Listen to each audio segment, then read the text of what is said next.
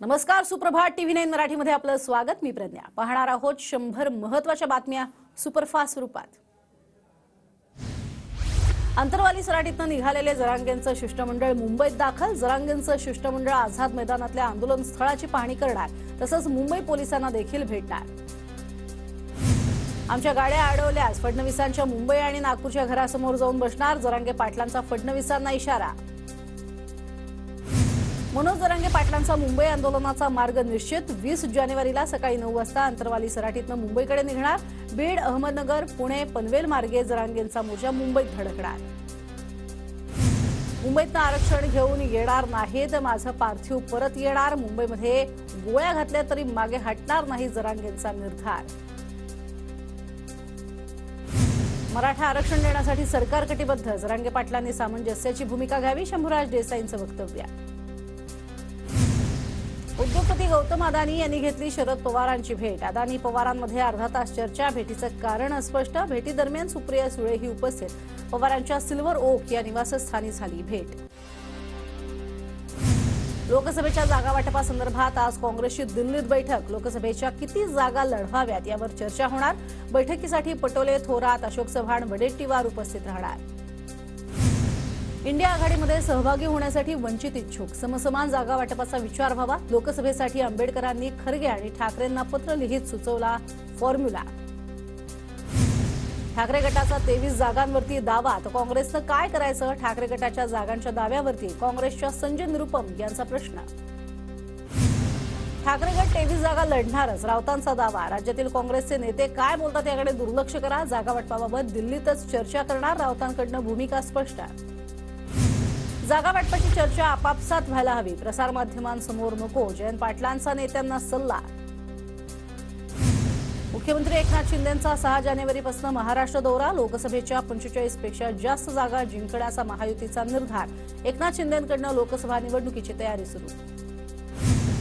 लोकसभा निवडणुकीच्या तयारीला लागा. महायुती म्हणून ताकदीनं निवडणुकीच्या मैदानात उतरा. महायुती म्हणून 48 जागा लढवायच्या आणि जिंकायच्या आहेत, एकनाथ शिंदेंचे निर्देश.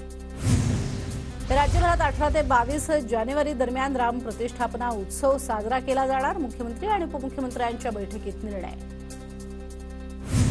लोकसभेसाठी 1-2 नव्हे तर आम्हाला 3 ते 4 जागा हव्यात, बच्चू कडू यांचा दावा. शरद पवारांच्या भेटीनंतर बच्चू कडूंचं विधान. बच्चू कडूंची मवियात यायची तयारी असेल तर इंडिया आघाडीच्या बैठकीत याबाबत चर्चा करू, वडेट्टीवारांचं वक्तव्य. मोठे नेते गावात आले म्हणून कडूंनी पवारांना चहाला बोलावलं असेल. बच्चू कडू आणि पवारांच्या भेटीवर शंभूराज देसाईंची प्रतिक्रिया. तर महायुतीचे 45 पेक्षा अधिक खासदार आणि 200 पेक्षा जास्त आमदार निवडून येणार असंही वक्तव्य. विरोधक आता दिवसाही स्वप्न पाहू लागलेत. बच्चू कडू मवियात जाणार का या प्रश्नावर श्रीकांत शिंदेंचं उत्तर.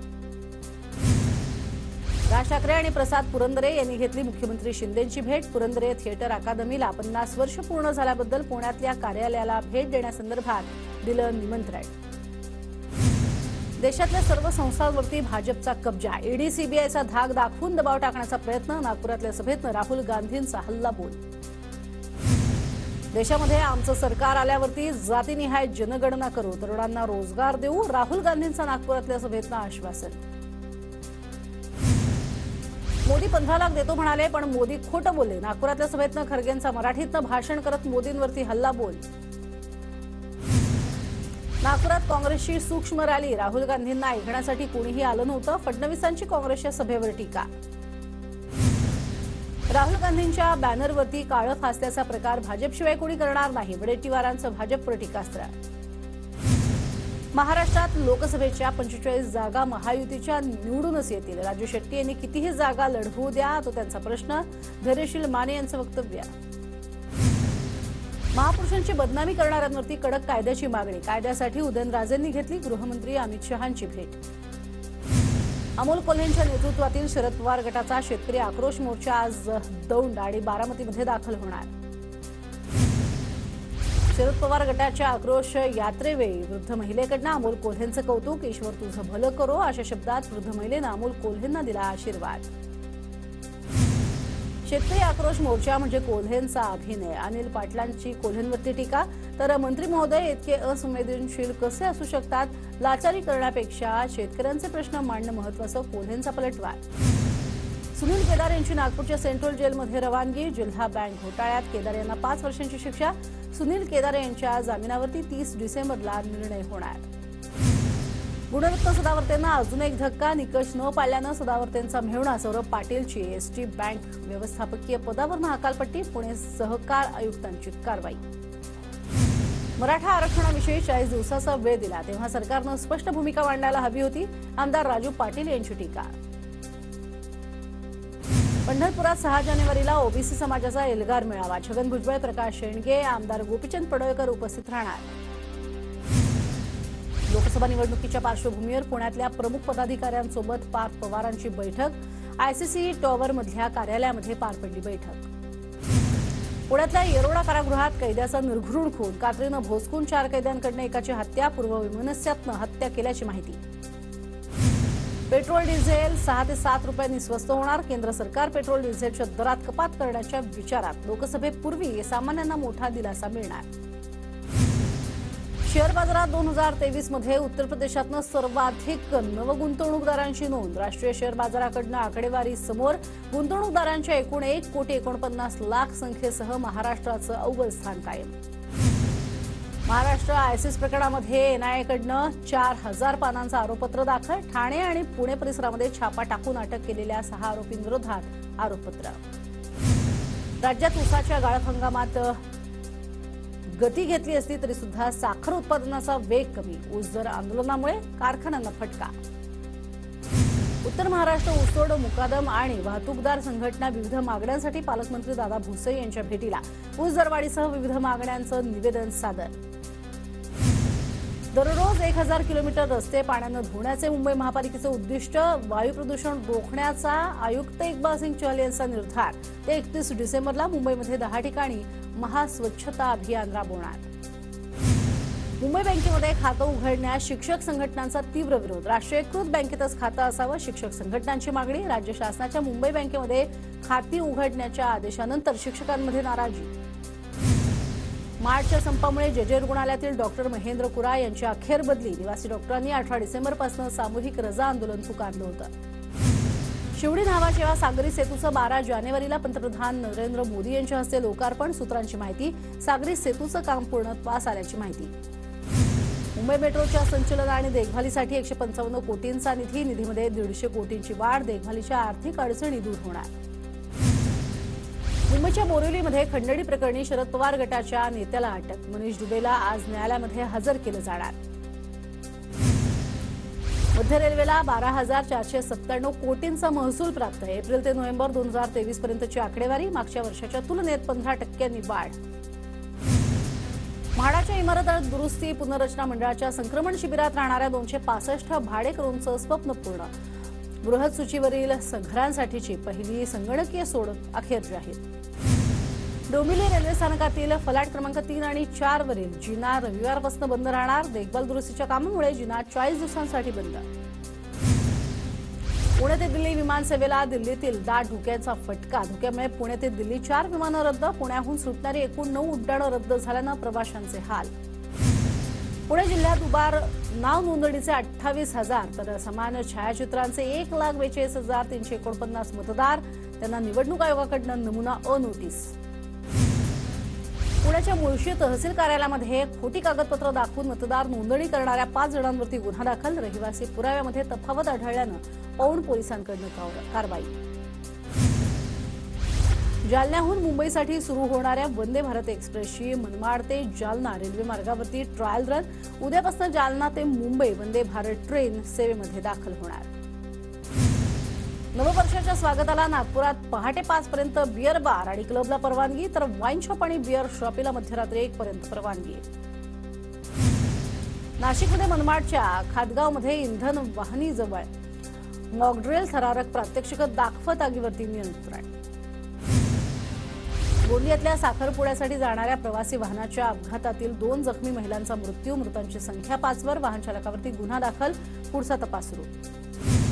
अकोल्याच्या मूर्तिजापूरमध्ये बालाजी पेट्रोल पंपावरती ट्रकची गॅस टँकरला धडके टँकरची डिझेल टाकी फुटली, रस्त्यावरती डिझेल पसरून मोठं नुकसान.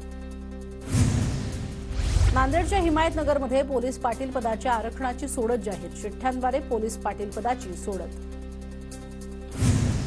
नाशिकमध्ये दत्त यात्रोत्सवात रंगला कुस्तीचाही थरार, कुस्ती पाहण्यासाठी शिंगवे गावामध्ये मोठी गर्दी, दंगलीनंतर रात्री उशिरापर्यंत यात्रेचा झाला समारोप. नाशिकच्या चांदवडमध्ये अन्न पाण्यासाठी हरणांचा मुक्त संचार, हरणांचे कळप शेतात घुसल्यानं पिकांची नासाडी, वन विभागाला चारा आणि पाण्याची सोय करण्याची स्थानिकांची मागणी. छत्रपती शाहू संशोधन प्रशिक्षण आणि मानविकास संस्था अर्थात सारथीला कोल्हापुरात 1.85 हेक्टर जागा उपलब्ध, कोल्हापूर खंडपीठासाठीच्या जागेचं आरक्षण हटवून सारथीला जागा देण्याचा निर्णय. नांदेडच्या भोकरमध्ये क्रांतीसूर्य बिरसा मुंडा यांची जयंती उत्साहात साजरी, आदिवासी समाजाकडून रॅलीचं आयोजन. पुण्याच्या भोरमध्ये रायरेश्वर किल्ल्यावरती अयोध्येतनं आणलेल्या श्रीराम अक्षता मंगल कलशाचं पूजन, भक्तिमय वातावरणात पार पडला कलश पूजन सोहळा.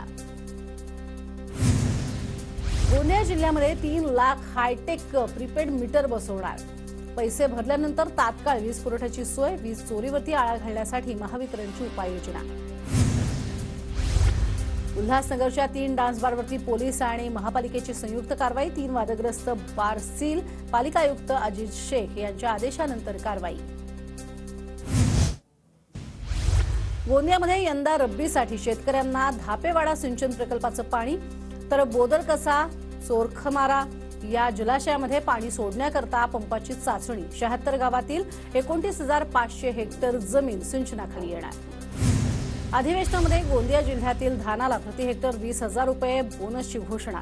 मात्र 10 दिवस उलटूनही शासनाकडून जीआर न काढल्यानं शेतकऱ्यांमध्ये संभ्रमाचं वातावरण.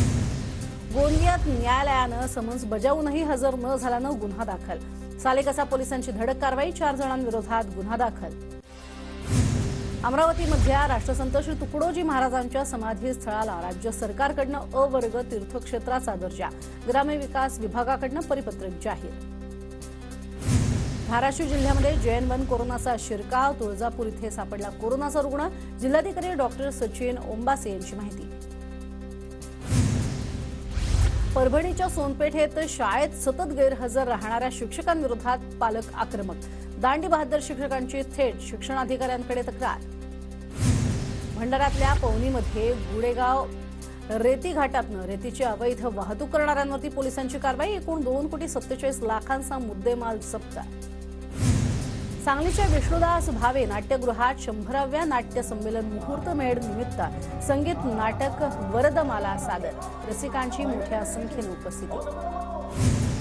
नंदुरबारच्या अंकलेश्वर बऱ्हाणपूर महामार्गाच्या चौपदरीकरणाच्या कामाची प्रक्रिया सुरू, शहादा तालुक्यातल्या 200 हेक्टर जमिनीचं भूसंपादन होणार. नांदेडच्या जलजीवन मिशनचे 15 कंत्राटदार काळ्या यादीत, तर 387 कंत्राटदारांना दररोज भरावा लागणार 500 रुपयांचा दंड. कामामध्ये दिरंगाई केल्यानं जिल्हा परिषदेची कारवाई. नंदुरबारच्या सारंगखेडामध्ये घोड्यांसाठी लागणारं साहित्य खरेदीसाठी अश्वमालकांची गर्दी, सारंगखेडा घोडे बाजारासह साहित्यासाठीही प्रसिद्ध. नंदुरबार जिल्ह्यात सरकारी हमी भावापेक्षा कमी दरात कापूस खरेदी, कापूस उत्पादक शेतकरी संतप्त, शासनाकडे लक्ष देण्याची मागणी. जळगाव जिल्हा परिषदेमधील आढावा बैठकीत विभागीय आयुक्तांनी अधिकाऱ्यांना सुनावले खडे बोल, घरकुलांच्या कामगिरीवरनं अधिकाऱ्यांना तंबी. धुळे सोलापूर महामार्गासाठीच्या अधिग्रहित जमिनीवरती मिळणाऱ्या मोबदल्याबाबत जमीन मालकांचा आक्षेप, अधिग्रहित जमिनीवरील झाडांचा मोबदला न मिळाल्यानं नाराजी. विरारच्या अर्नाळा नवापूर परिसरामध्ये 2 गटात तुंबळ हाणामारी, व्हिडिओ सोशल मीडियावरती व्हायरल, पोलीस ठाण्यामध्ये गुन्ह्याची कोणतीही नोंद नाही, 2 गटातील वाद मिटल्याचं पोलिसांकडून स्पष्ट. भिवंडीमध्ये दिवाणच्या दर्ग्यावरती पोलीस दलातर्फे चादर चढवून उरसाला सुरुवात, यंदाच्या उरसाचं 360वं वर्ष. भिवंडीत 9 दरोडेखोरांची टोळी जेरबंद, दरोडेखोरांविरोधात 14 ठिकाणी गुन्ह्यांची नोंद, सीसीटीव्हीच्या सहाय्यानं घटनेची उकल.